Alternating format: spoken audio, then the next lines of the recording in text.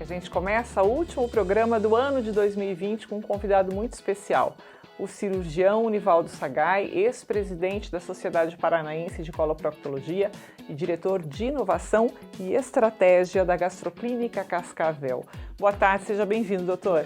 Boa tarde, Soraya. Boa tarde, telespectadores. É um prazer estar aqui, Soraya. Para nós também, viu, doutor Sagai?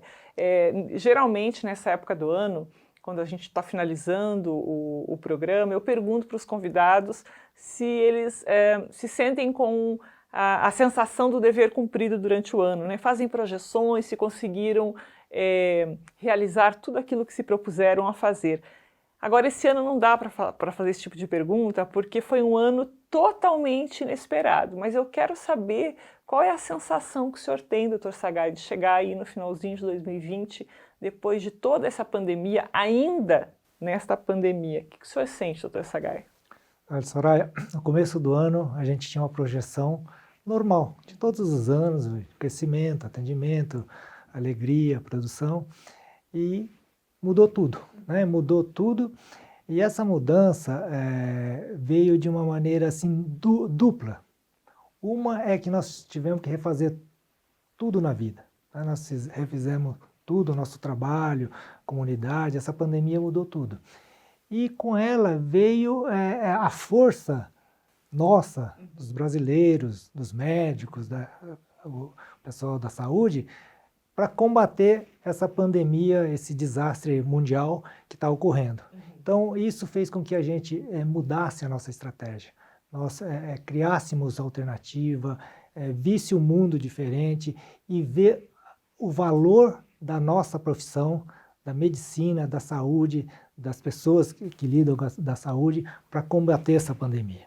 E isso é o que está fazendo essa diferença no nosso país e no mundo, né? Então a gente está assim extremamente assim, empenhado, orgulhoso e preocupado com essa pandemia, com a população, que é o nosso dever cuidar da saúde de todos. Certo, a sensação então é um pouco de aprendizado, um pouco assim, se sentindo um pouco realizado com as medidas que foram tomadas, que vocês incorporaram, mas a preocupação ainda está aí dentro do coraçãozinho, pelo jeito, doutor Sagai. Exatamente, e aí a gente vê o quanto a saúde, a política, a justiça, a comunidade, a educação, o interesse, o comprometimento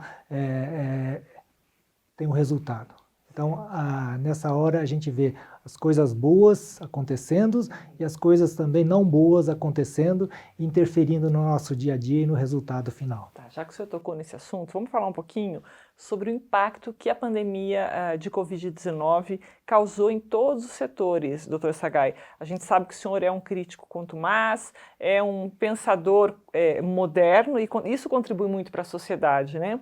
Vamos começar falando pela saúde aqui. Qual é a análise que o senhor faz das medidas que foram tomadas lá no começo da pandemia aqui no Brasil, que foi início de março, final de fevereiro, início de março, considerando aí o lockdown inicial que teve, seguido de toque de recolher, que voltou a vigorar no começo desse mês também, né? A gente está no final de dezembro, as coisas mudaram um pouco.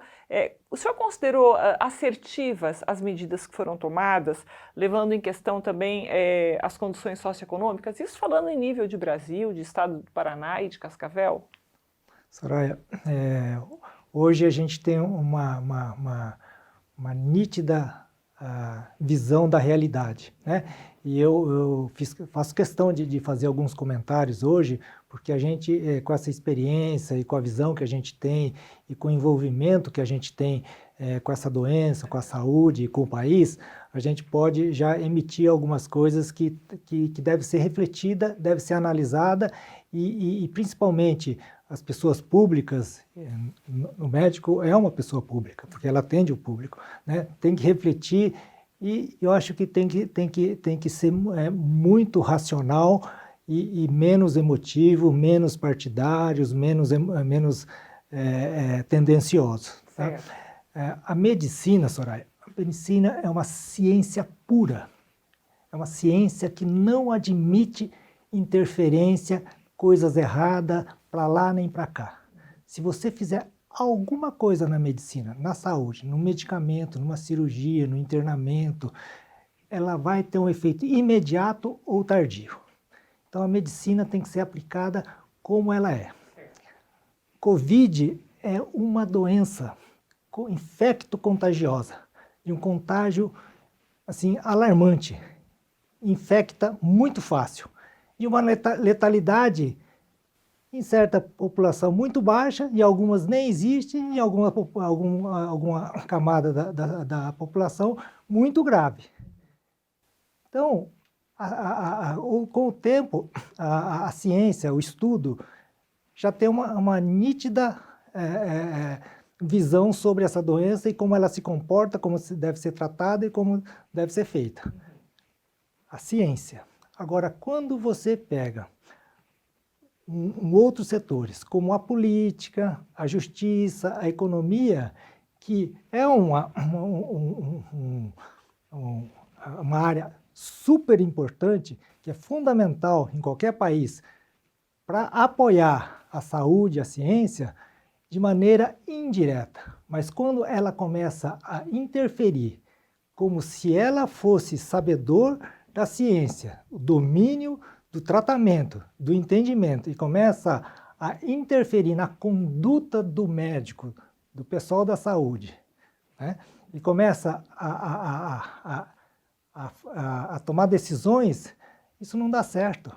Pode dar certo ou pode não dar certo, porque não é baseado em conhecimento e ciência, é baseado num achismo, num estudo paralelo, porque o verdadeiro profissional que entende de doença é o médico, é o agente da saúde, né? O engenheiro, o advogado, o professor, o pessoal da mídia, qualquer cidadão, eles têm conhecimentos, mas não sabem verdadeiramente a ciência. E se você adotar um procedimento político, econômico, judiciário, como você vê uma ação da justiça, por exemplo, interferindo um exemplo que eu vou dar, essa segunda onda que está havendo no Brasil, que é muito pior, muito mais rápido e muito, talvez de consequência, muito mais grave nos brasileiros, é uma consequência exclusivamente dos políticos e da justiça. Por quê, doutor? Por quê? Porque a medicina, nós estávamos... Tem uma água, se eu precisar, doutor Sagai, fica à vontade. Então a medicina já está sabendo, você lembra que em março começou a aparecer, em junho, julho foi o pico, com o tratamento, controle, máscara, distanciamento, álcool em gel, ela começou a cair. Em setembro começou a política, os candidatos a vereadores a se programar para a campanha, começou a abrir os restaurantes, o comércio noturno, setembro começou a abrir. Então, quem que abriu o comércio noturno? Foram os políticos, a justiça. Quem que liberou a eleição para novembro? Foi a justiça. Nessa eleição, simplesmente 500 mil de candidatos a vereadores começou a espalhar de uma maneira organizada a Covid. Começou a ir em casa, bairro em bairro, pegar nas mãos, abraçar, fazer discurso, tomar cafezinho, promoveu o aglomeramento voluntário, intencional, para que conseguisse a sua eleição. Com isso, o que aconteceu no Brasil? Outubro, novembro, dezembro, rapidamente, em um mês, 40 dias, o pico alcançou acima do que havia há 4 meses, onde ainda a procura do conhecimento, do entendimento da doença. E você vê, agora o lockdown, a saúde entrou em caos e vai persistir por 2, 3 meses.